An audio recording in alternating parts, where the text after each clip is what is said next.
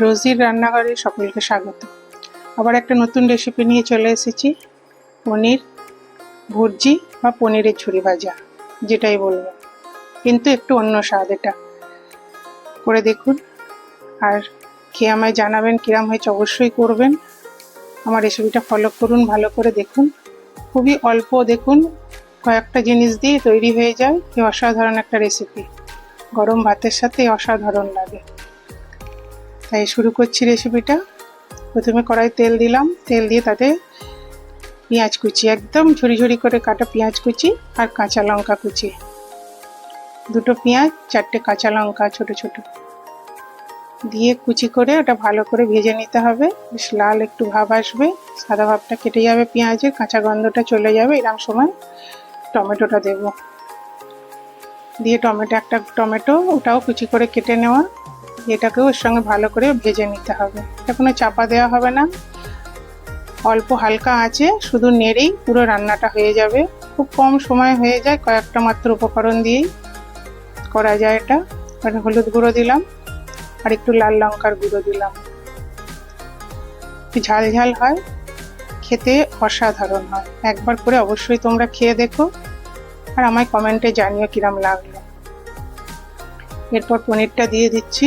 এটা হ্যাঁ বলে রাখি, এটা আমার মায়ের রেসিপি, আমার মা করতেন, ভীষণ ভালো খেতে হয়। পনিরটাকে ম্যাশ করে দিতে হবে হাতে, ভালো করে ম্যাশ করে দেবে। যদিও কিছু ডালা ডালা থেকে যাবে, তারপরেও সেটাকে খুন্তির সাহায্যে একটু নরম হয়ে গেলে খুন্তির সাহায্যে নেড়ে নেড়ে পুরো মশলার সঙ্গে একদম মিশিয়ে ফেলতে হবে। এরপর নুন দিয়ে দিলাম, পরিমাপগুলো আমি সব দিয়ে দেবো, বক্সে দেখে নিও। নুনটা দিয়েও ভালো করে সব ভালো করে এটা শুধু নাড়া আর ভালো করে মেশানো, এটাই হলো এর রান্না। এতে কোনো জল পড়বে না। আর মেন উপকরণ হচ্ছে এটা সর্ষে বাটা। এটা কেন কোনো রকম ভাবে স্কিপ করো না, এটা ছাড়া রেসিপিটার আসল যে একটা আলাদা টেস্ট।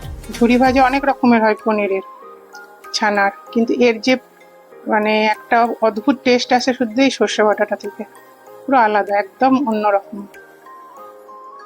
এবার শুধু ওটাকে ম্যাশ করতে হবে আর খুন্তির সাহায্যে মশলার সাথে ওটাকে মেশাতে হবে, খুব ভালো করে আর মিশিয়ে যেতে হবে শুধু। আমার রান্নাটা যদি ভালো লাগে অবশ্যই একটা লাইক করে দিও আর কমেন্টে জানিও কিরম লাগলো। আর আমার রান্নাঘরে যদি নতুন হয়ে থাকো, আমার চ্যানেলটাকে সাবস্ক্রাইব করে দিও। আমার রান্নাটা দেখার জন্য সকলকে ধন্যবাদ। এরকম ভাবে দেখো, মিশিয়ে মিশিয়ে দেখো আমি পুরো মিলিয়ে ফেলেছি। আমার রান্না প্রায় শেষ। এরপর আমি ধনেপাতা দিয়ে দিলাম। দেখলে কত সহজে একটা সুন্দর রেসিপি করা যায়। এরপরে অবশ্যই খেও। আমার মা যেদিন করতেন আমরা ভীষণ ভালোভাবে, মানে সবাই বেশি করে ওনার ভাত খেয়ে ফেলতাম। আর ভাতটা গরম থাকবে আর এই উপকরণটা থাকবে, ব্যাস আর কিচ্ছু লাগবে না।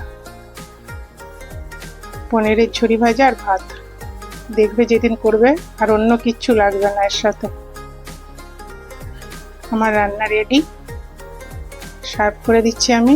তোমরাও করে খেও, আমাকে জানিও কমেন্ট কেমন লাগলো। অবশ্যই জানাবে, সবাই করবে, খাবে। আর যদি সত্যি করো তো আমাকে একটা কমেন্টে ভিডিও দিও, আমার ছবি পাঠিও কিরম হলো তোমরা জানিও। অসাধারণ হয়েছে, দেখেছো তো। সবাইকে ধন্যবাদ।